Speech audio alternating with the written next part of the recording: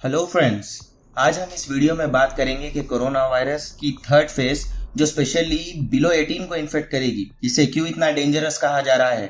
और हम इस वीडियो में बात करेंगे कि कोरोना वायरस सिर्फ हमारे लंग्स पर ही क्यों अटैक करता है। ज़्यादा इन्फॉर्मेशन के लिए इस वीडियो को एंड तक ज़रूर देखें।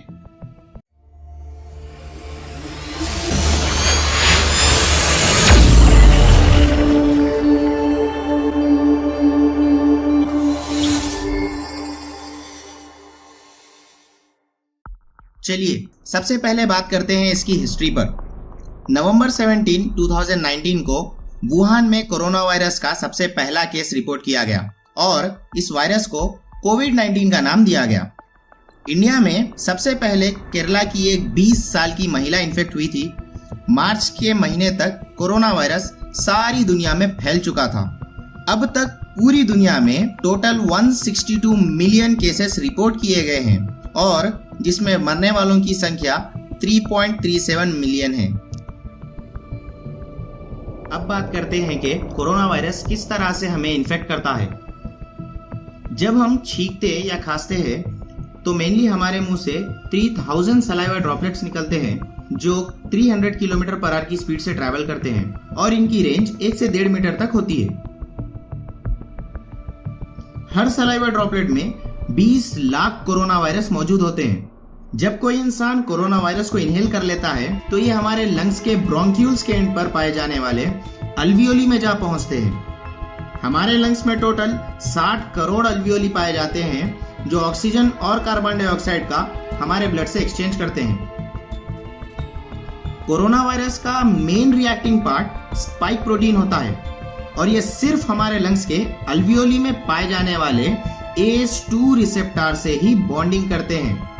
इसीलिए कोरोना वायरस सिर्फ हमारे लंग्स पर ही अटैक करता है। कोरोना वायरस हमारे सेल्स को हाईजैक करके इसके करोड़ों कॉपीज बनाता है जिसको हम इंक्यूबेशन पीरियड भी कहते हैं।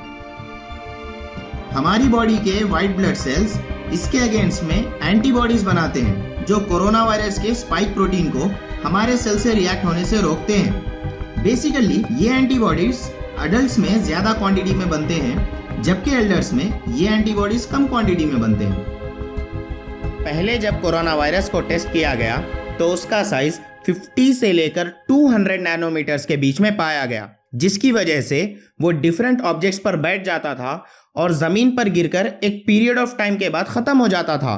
पर अब उसका साइज 20 नैनोमीटर से भी कम है, जिसकी वजह से कोरोना वायरस अब डस्ट पार्टिकल्स पर ट्रैवल करके और भी तेजी से फैल सकता है।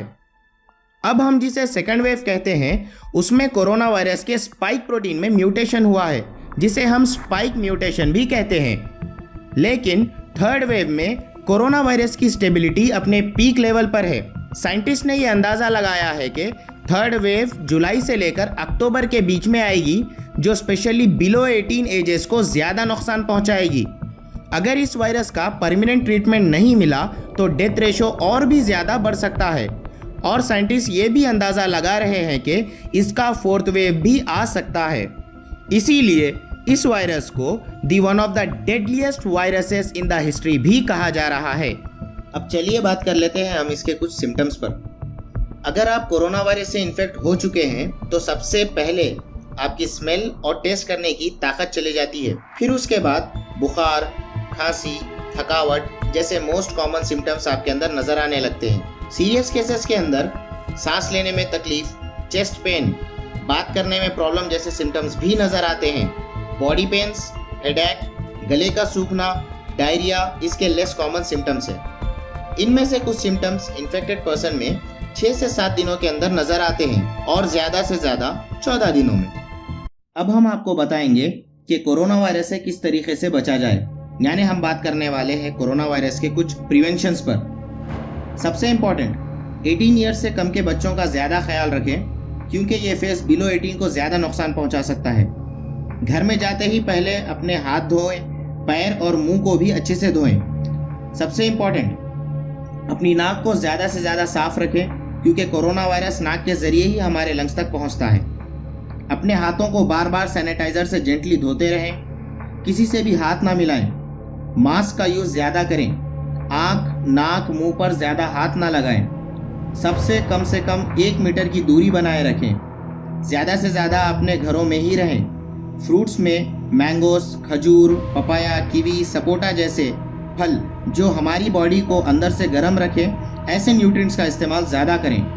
स्टार्च का भी इस्तेमाल ज़्यादा करें जो हमारे इम्यून सिस्टम को बूस्ट करता है। गर्म पानी ही पिए और ठंडे में रहने से अवॉइड करें। अभी तक हमने जो इन्फॉर्मेशन आपको बताई है वो WHO यानी वर्ल्ड हेल्थ ऑर्गेनाइजेशन से निकली एक रिपोर्ट के बेसिस पर है। आपको डिस्क्रिप्शन में PDF का लिंक दे दिया गया है, उसे डाउनलोड करके आप और भी डिटेल्स जान पाएंगे। वीडियो पसंद आई तो लाइक और शेयर करें। अगर आप अपनी नॉलेज को बढ़ाना चाहते हैं तो नॉलेजवर्स चैनल को सब्सक्राइब करके बेल आइकन प्रेस कर दें, जिससे कि आप आने वाली किसी भी वीडियो को मिस ना कर सकें। तो मिलते हैं नेक्स्ट वीडियो में, तब तक के लिए know what you don't know.